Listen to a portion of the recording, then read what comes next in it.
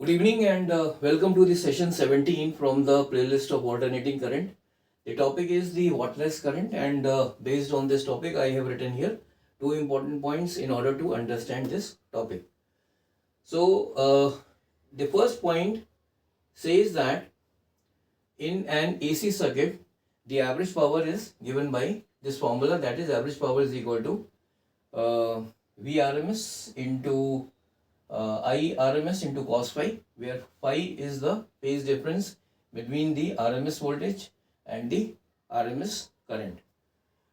Now, this RMS current has got two components, that is IRMS into cos phi and IRMS into sin phi.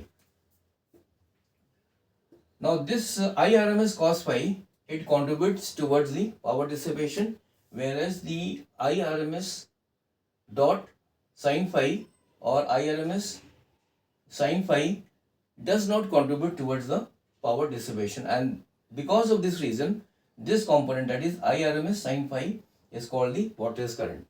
So many a times you will see the questions asked from this topic even in the competitive examination.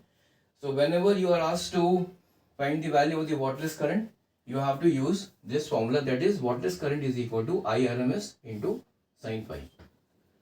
So in the next session I will be now discussing about the choke coil and its uses. So till then, have a nice day. Bye.